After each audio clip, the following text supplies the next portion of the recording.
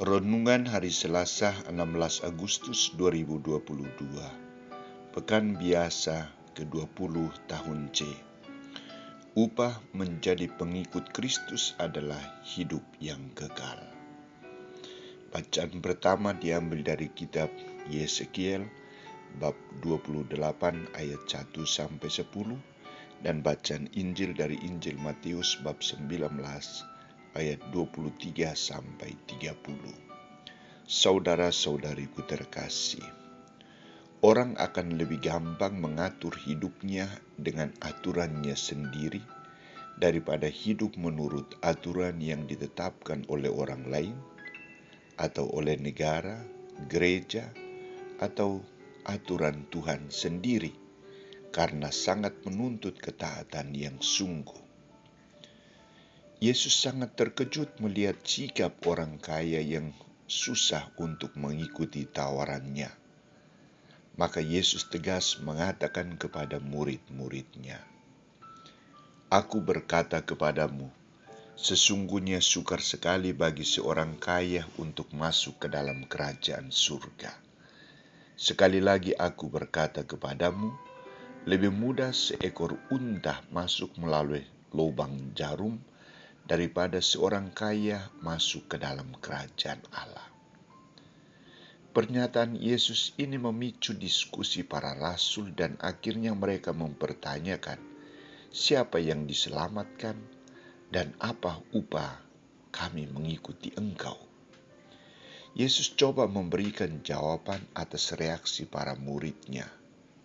Pertama, Yesus tegas mengatakan bahwa bagi manusia hal itu tidak mungkin, tetapi bagi Allah segala sesuatu mungkin. Para murid mengikuti Yesus tetapi ingin memperoleh sesuatu yang lebih, yakni keselamatan. Apakah mereka akan diselamatkan? Apakah mereka otomatis akan diselamatkan? Terhadap keraguan-raguan ini, Yesus tegas mengatakan bahwa bagi manusia hal itu tidak mungkin, tetapi bagi Allah segala sesuatu mungkin. Tak perlu dipertanyakan atau tidak perlu diragukan. Allah akan memberikan jaminan yang pasti kepada murid-muridnya, kepada mereka yang setia mengikutinya.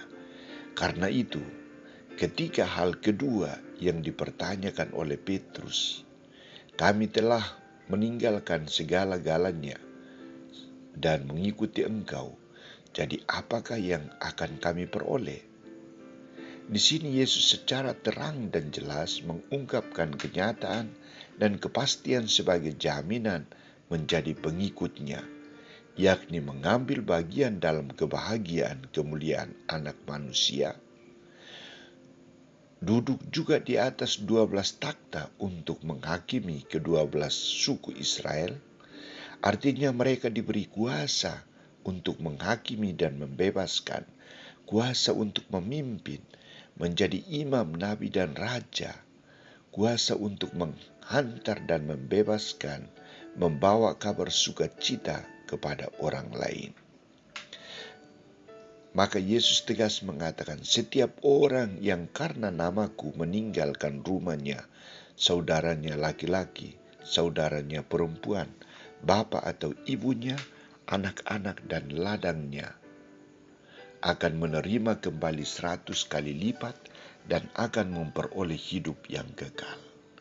Dari ungkapan Yesus ini sudah sangat jelas bahwa setiap orang yang sungguh mengikutinya, jaminannya sangat jelas, yakni kebahagiaan kekal.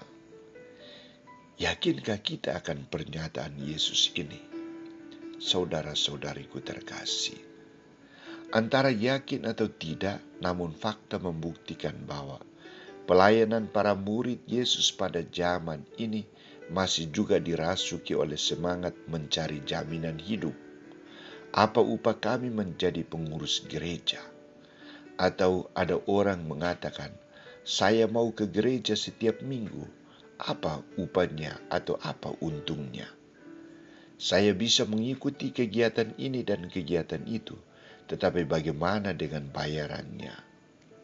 Saya sangat bangga dengan orang beriman yang sangat memberi diri, berkorban dan tak pernah menuntut.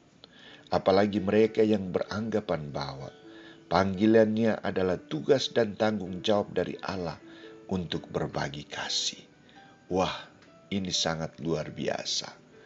Dan kita harus sampai pada pemahaman bahwa keberhasilan yang kita terima, rahmat yang kita peroleh, adalah sebuah kerjasama kita dengan Tuhan dan sesama.